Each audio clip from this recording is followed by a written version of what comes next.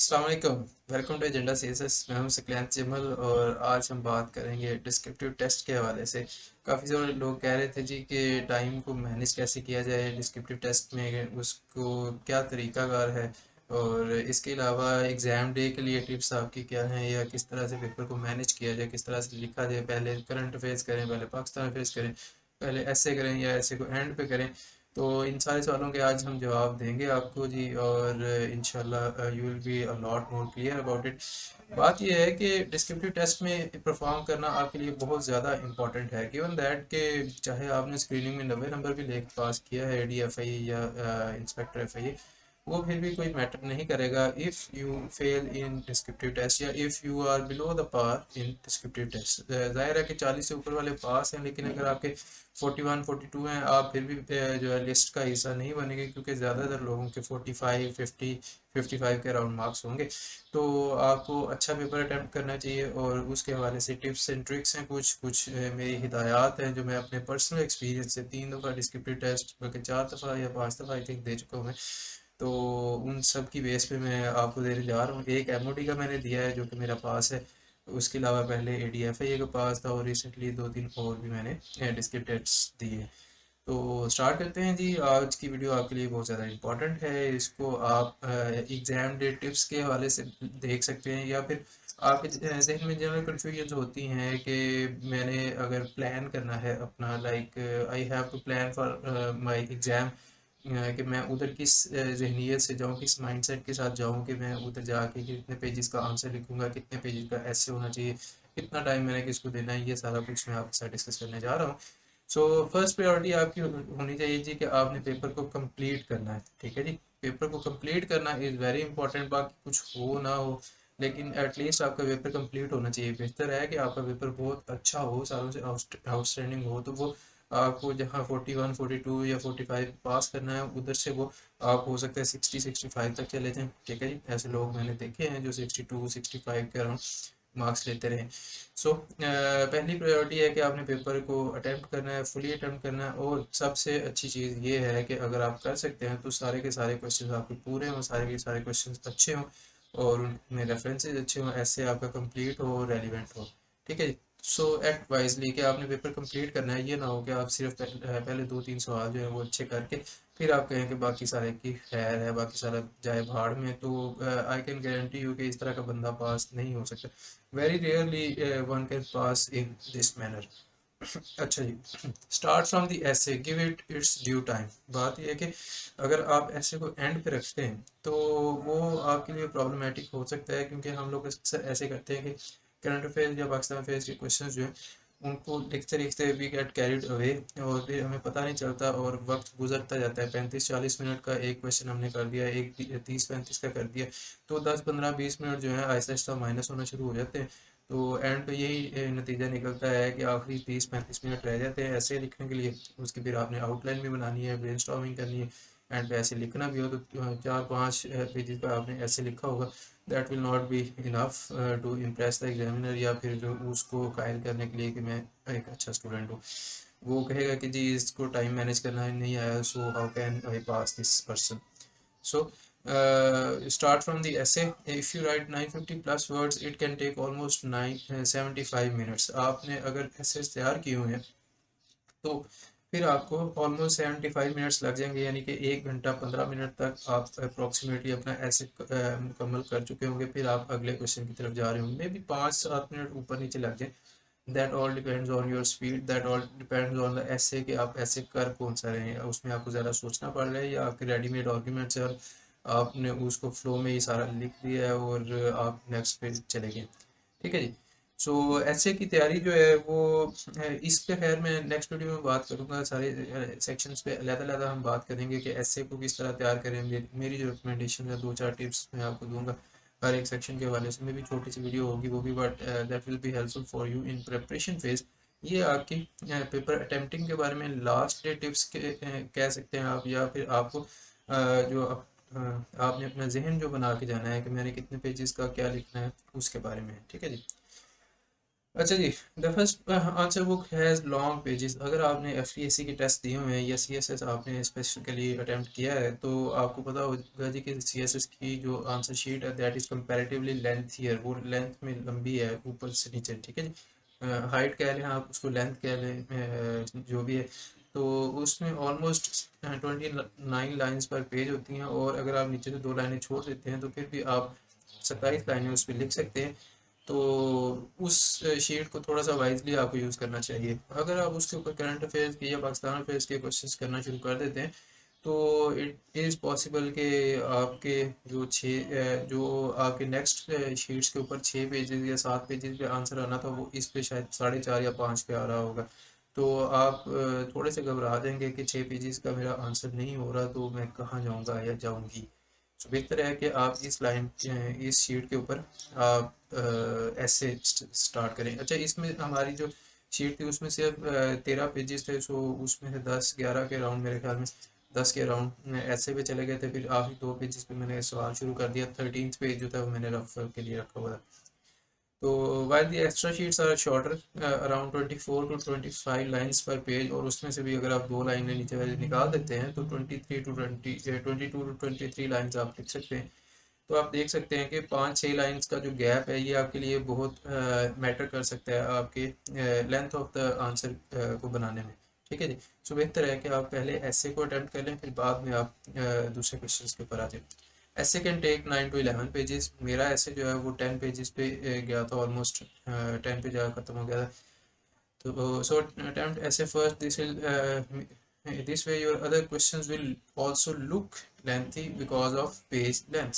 तो वही बात कि जनाब, अगर आप पहले पेजेस के ऊपर ऐसे अटेम्प्ट कर देते हैं तो पहले पेजेस के ऊपर जो 4 या 5 पेजेस के ऊपर आपका पूरा सवाल आ जाना था करंट अफेयर्स का, लाइक अफगानिस्तान क्राइसिस है या सी पैक है, वो आखिरी पेजेस जो है जिनकी लेंथ छोटी है या लाइनें कम है उनमें 6 या 6.5 पेजेस तक चला जाएगा। So that way it will look a little bit lengthier, ठीक है। नंबर ऑफ पेजेस की फॉर्म में अगर आप बात करते हैं, मे बी एग्जामिनर इस चीज़ को नहीं देखता, बट हमारे अंदर ये चीज़ होती है कि हमने लेंथ ऑफ द आंसर को देखना होता है। हम सारे जो है ना एक्सपेक्ट कर रहे होते हैं, एक दूसरे से पूछ रहे होते हैं कि कितने पेजेस का आंसर आपने लिखा है, कितना लिखना चाहिए, एक्सेट्रा एक्सेट्रा। सो एक तो ये है कि आप बाद में अगर क्वेश्चंस करते हैं तो that will help you to make your answer look lengthier. Secondly, आप उसमें फ्लो चार्ट कोई डायग्राम वगैरह बना दें तो एक आधा पेज या आधा पेज पौना पेज जो है एटलीस्ट वो भी ले जाता है। So that is also a good trick to enhance your marks as well, क्योंकि इस तरह की चीज़ों के एक एक दो नंबर आपको मिल जाते हैं, और उसके अलावा आपकी लेंथ ऑफ आंसर भी बेहतर हो जाती है। अच्छा जी, this is a comparative exam, don't expect 70-80 marks in it. इसमें 70-80 मार्क्स एक्सपेक्ट ना करें। वो पुराना पेपर भूल जाएं कि जिसमें हर बंदे के 72, 75, 80, 81 जो है मार्क्स आए हुए थे। वो पहले था, उसका पेपर लीक हो गया था, पता नहीं, जो है बाज़ लोग कहते हैं कि वो पेपर चेक भी नहीं था हुआ, अल्लाह बेहतर जानता है, लेकिन उसको भूल जाए। मैंने खुद दिया हुआ है, हमारे साथ एडीज़ हैं जो अपॉइंट हो गए माशाल्लाह से। तो इवन जो टॉपर है वो उसके 62 मार्क्स थे, ठीक है। उसके बाद 55, 54, 50, 45, 49, 46 इस तरह की लाइन लगी हुई थी। सो इसमें 80 मार्क्स आप एक्सपेक्ट नहीं करेंगे। इसमें अगर आपने बहुत अच्छा पेपर किया है, बहुत एक्स्ट्रा ऑर्डिनरी पेपर किया है, तो वो आप 60 to 65 के अराउंड जो है जा रहे होंगे। तो इतना ही एक्सपेक्ट करें, बहुत ज़्यादा एक्सपेक्ट ना करें उससे। The goal is to pass the exam but with flying colors. The goal is to pass and to be better than others. तो दूसरों से आपने बेहतर रहना है, उसके लिए आप क्या क्या कर सकते हैं वो आप पेपर अटेम्प्टिंग टेक्निक्स के ऊपर काम करें, मैं आगे आपको बता भी दूंगा। अच्छा जी, normal 15 marks question can go from 4 to 6.5 pages. अच्छा, लास्ट टाइम हमारी ज़ुबैर भाई से बात हुई थी, आप लोगों ने उम्मीद है वो वीडियो देखी होगी, काफ़ी लंबी हमारी उनके साथ मीटिंग थी। उसकी रिकॉर्डिंग मैंने अपलोड की हुई है, अगर आपने नहीं देखी तो मैं ऊपर लिंक डाल दूंगा, वो भी आपको मिल जाएगा। तो वो कहते थे कि वो 3 से 4 पेजेस लिखते थे एक क्वेश्चन का, लेकिन इससे हमारी ज़ाहिर है हम लोगों की तसल्ली नहीं होती, स्पेशली जो CSS PMS के एस्पायरेंट्स हैं। हमें ये चीज़ समझ में ही नहीं आती कि 4 पेजेस पे कैसे 15 नंबर मिल सकते हैं। अपनी अपनी चॉइसेस होती हैं, अपनी अपनी प्रेफरेंसेस होती हैं, मे भी उनकी राइटिंग थोड़ी छोटी है, शायद इसलिए भी हो सकता है। बट अगर आपका एक 20 नंबर का सवाल जो है उसके लिए हम लोग अगर रिकमेंड करते हैं कि जी 7 to 8 पेजेस, तो 15 नंबर के सवाल के लिए मेरे ख्याल में इसके 6 पेजेस जो हैं वो आपके लिए होना ज़रूरी है। ठीक है जी।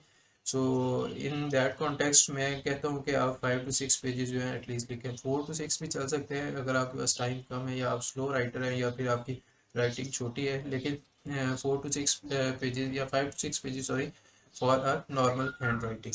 ठीक है जी। You can do better by better than others by focusing on the following things. First of all, reach early, take the answer sheet and draw margin lines. पहले आप जाएं 10 मिनट पहले वो आपको शीट दे देते हैं, उसके ऊपर तसल्ली के मार्जिन लाइंस लगा लें. If you think you can write on 2 extra sheets, ask them for two so you can draw margin and them and save your time.